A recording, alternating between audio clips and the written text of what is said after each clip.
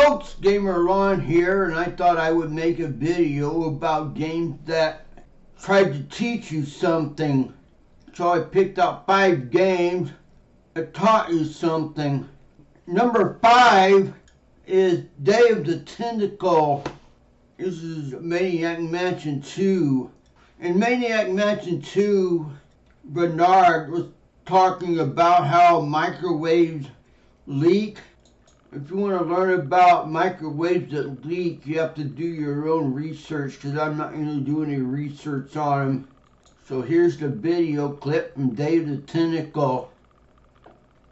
The Duke Memorial Brand Microwave. I'm not touching it. These models have a history of leakage. The 4th game on my list is Return to Zork. If you visit Ben and Return to Zork and click on the knot, he'll teach you the cow hitch. The cow hitch is a real knot. I don't have any rope or anything to show you how it's done, so you're going to have to learn this one on your own or have Ben teach it to you. The cow hitch can be a useful knot to learn. Over here we're going to learn. Hey, you know, that reminds me of this knot called the cow hitch. It's left, right. Under. Ooh. Down. Back. Yeah.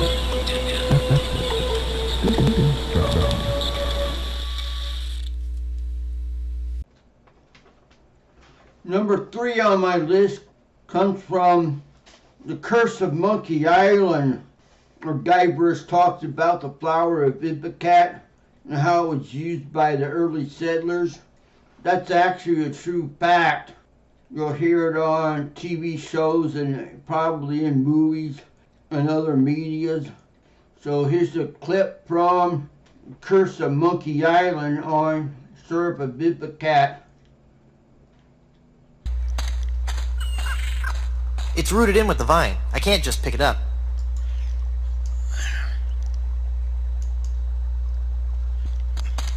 Ipecac, Cephalus ipecacuana, one of the creeping vines common throughout Plunder Island. The syrup made from the Ipecac flowers was used by the early settlers of Plunder Island as a purgative. Number 2 on my list is The 7th Guest. What I'm going to show you is the chess puzzle in The 7th Guest, where you place all the queens on the board so they're not attacking one another. Yeah, this puzzle has been scattered all over the internet. So, without further ado, here's The 7th Guest and the queen puzzle. 1, 2, 3, 4, 5. The first one would go to A5.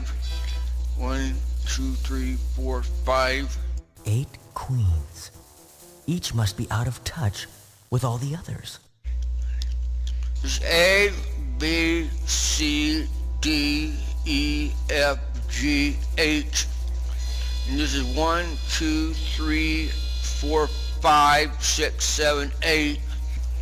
So the next one would go at B8. Oh, I'm getting bored. Hey, not me playing a game with them boys over. The next one to go to C4. E4 right there. Next one goes to D1. The next one goes to E7. And the next one goes to F2. The next one goes to G6.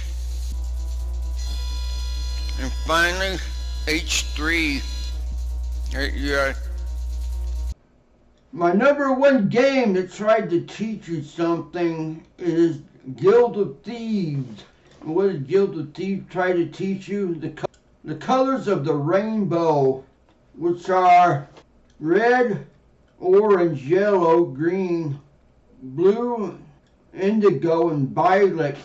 There's a room And Guild of Thieves, it's called the Wobner Room. Wobner is rainbow spelled backwards.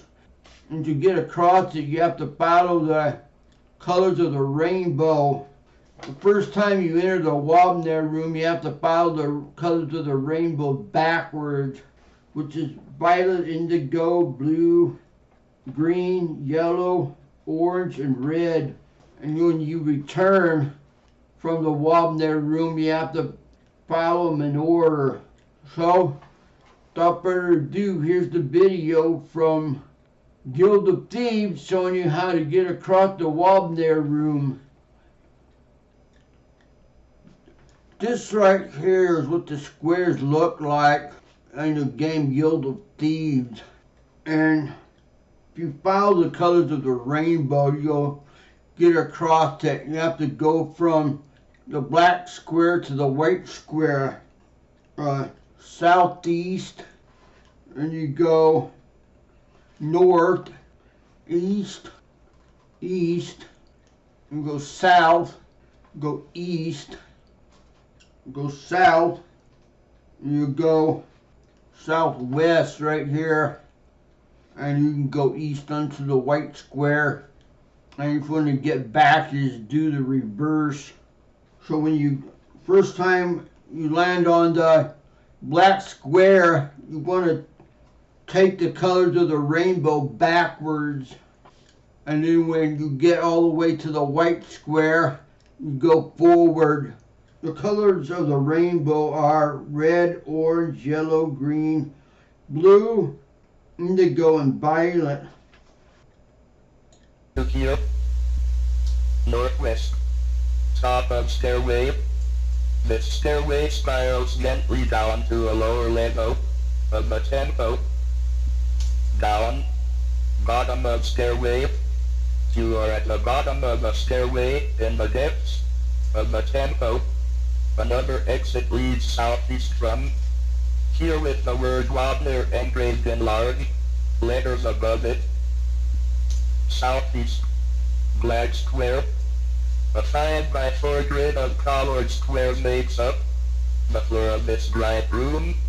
Each of the squares is a color of the rainbow and reading from west to east, starting with the northernmost row. The colors are black, indigo, blue, green, red.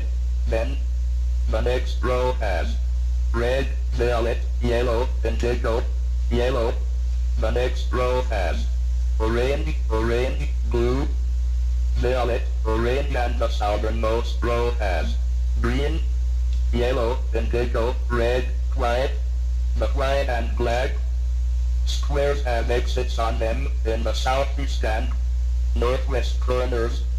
The mine diverges towards the southeast.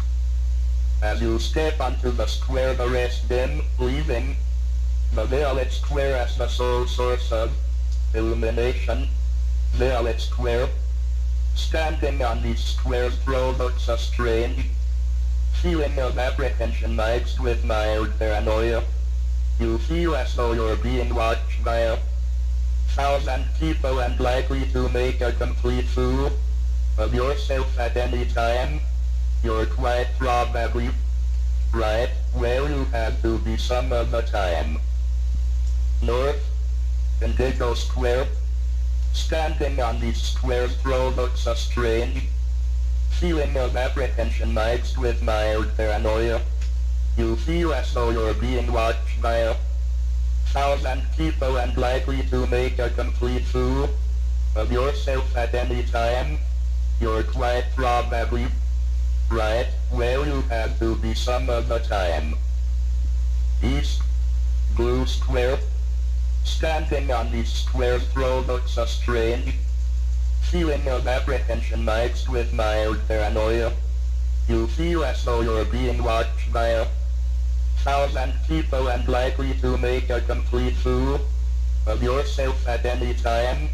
You're quite probably right where you have to be some of the time. East, green square. Standing on these squares provokes a strange Feeling of apprehension mixed with mild paranoia. You feel as though you're being watched by 1,000 people and likely to make a complete fool of yourself at any time. You're quite probably right where you had to be some of the time. Southeast, yellow square. Standing on these squares provokes a strange feeling of apprehension mixed with mild paranoia. You feel as though you're being watched by 1,000 people and likely to make a complete fool of yourself at any time. You're quite probably right where you had to be some of the time. The mine averts towards Ludwig. South, orange square. Standing on these squares provokes a strange feeling of apprehension mixed with mild paranoia. You feel as though you're being watched by 1,000 people and likely to make a complete fool of yourself at any time. You're quite probably right where you had to be some of the time. Southwest, red square. Measures 1 meter square. Strangely enough it does not contain Lenin's Tom. East, white square. A 5 by 4 grid of colored squares makes up the floor of this bright room. Each of the squares is a color of the rainbow and reading from west to east, starting with the northernmost row. The colors are black, indigo, blue, green, red. Then the next row has red, violet, yellow, indigo, yellow. The next row has orange, orange, blue, violet, orange, and the southernmost row has green, yellow, indigo, red, white. The white and black squares have exits on them in the southeast and northwest corners. Oh, folks, there you have it. 5 games that tried to teach you something.